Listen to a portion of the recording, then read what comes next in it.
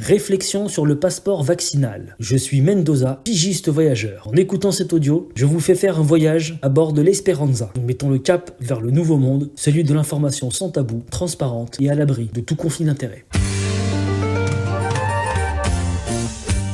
Tiens, t'es au courant du passeport vaccinal? Oui, bien sûr, j'en ai entendu parler à la télévision. Certains sont pour et n'hésitent pas à l'afficher, d'autres sont carrément contre. Moi perso, je ne sais pas quoi penser. Ai-je vraiment besoin de me faire vacciner alors que je suis asymptomatique? Je vais gagner quoi dans l'histoire? Ne pense pas à savoir ce que tu vas gagner. Pense aux autres que tu pourrais éviter de contaminer. Et puis si ça me permet de sortir de cette foutue crise, il faudra le faire. Tu sais, moi je travaille dans le tourisme, et il est vraiment temps que je puisse reprendre mon activité. Alors entre nous, s'il faut en passer par là, ouais, je comprends le dilemme. Mais entre nous, ce vaccin ne pourra pas éradiquer le virus, vu qu'il mute souvent. Va falloir faire des rappels tout le temps, avec en plus un vaccin dont on ignore son efficacité sur le long terme et à grande échelle. C'est risqué, c'est vrai. On est vraiment face à une impasse. Et si c'est la seule solution? C'était dans les plans de l'UE en 2018. Avec la crise Covid, les choses désormais s'accélèrent. En annonçant par voie de presse l'établissement d'un passeport vaccinal pour toute personne désirant voyager dans l'espace européen, voire même au-delà de ses frontières, les déplacements seront désormais encore plus contraignants. Ce qui serait passé pour une théorie complotiste aux yeux de l'opinion générale il y a une dizaine d'années est désormais une vérité avérée. Une manière sournoise de rendre la vaccination obligatoire. Pour savoir à quoi ça ressemble, il suffit de faire un tour en Israël, pays où la vaccination est la plus avancée, 50% de la population, et où désormais chaque citoyen qui a reçu son injection pourra arborer ce sésame et fréquenter les lieux publics. Quant aux autres, ce projet de l'Union européenne va bien sûr s'appliquer en France, et Emmanuel Macron ne pourra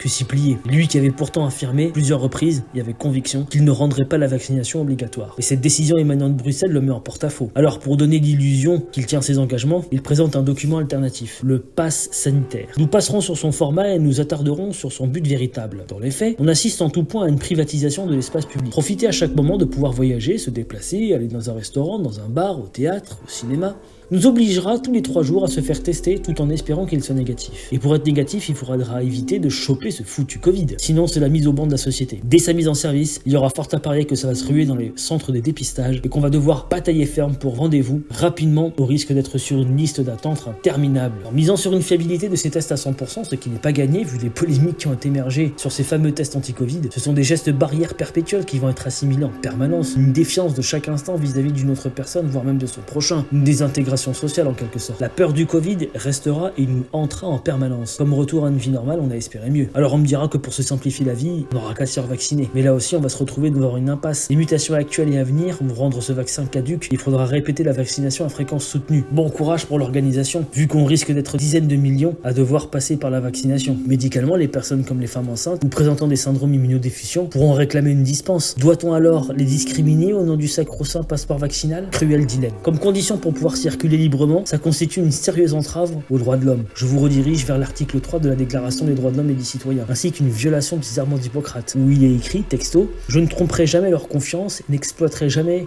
le pouvoir hérité des circonstances pour forcer les consciences. » Serment d'Hippocrate qui représente encore beaucoup aux yeux de certains. Le 5 mars dernier, l'AFP avait donné une information édifiante au sujet du personnel médical et hospitalier. 70% d'entre eux refusent de se faire vacciner. A-t-on entendu les motifs de leur refus? Même pas. Les médias et les politiques ont préféré les ostraciser. Si le projet vaccinal est loin de faire l'unanimité dans un corps de métier qui est pourtant étroitement lié à ce processus, c'est justement que point de vue éthique, moral et efficacité, ça coince. Et ce n'est pas ça qui va convaincre le reste des Français à retrousser leurs manches pour se prendre l'aiguille sur le bras. Entre vaccins dont la fiabilité est encore loin d'être prouvée, une vaccination imposée si on veut pouvoir se déplacer à l'étranger, aller dans les restaurants, musées, cinéma, voire même pour aller travailler dans certains corps de métier, le projet de ce passeport constitue un véritable changement de paradigme. Un point de non-retour risque d'être franchi. Les bons élèves vaccinés face aux pestiférés non vaccinés, ça fera émerger un apartheid sanitaire, une société à plusieurs vitesses, un chantage constant à l'informement si on ne se plie pas à ces règles. Mais ce projet n'ayant pas encore démarré rencontre déjà de la résistance. Et ils sont de plus en plus nombreux à l'exprimer à travers de nombreuses manifestations, que ce soit dans la rue, que ce soit dans les médias, ou que ce soit sur les réseaux sociaux et sur internet. Le refus pour certains de brader leur habeas corpus au nom de la lutte contre une grippe, le refus de subir un fichage permanent de leurs données de santé, voire même un flicage de leurs déplacements, leur volonté de préserver le secret médical, de ne pas écarter les médecines alternatives et d'éviter le tout vaccin et le tout numérique. Le passeport vaccinal, ce sera désormais une lutte sans merci entre les partisans de l'ancien monde, celui de liberté,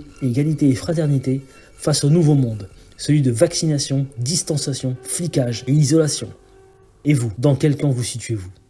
J'ai été très heureux de vous accueillir à bord de l'Esperanza, en espérant que vous avez passé un voyage agréable et que vous vous êtes émancipé. Bonne journée à vous.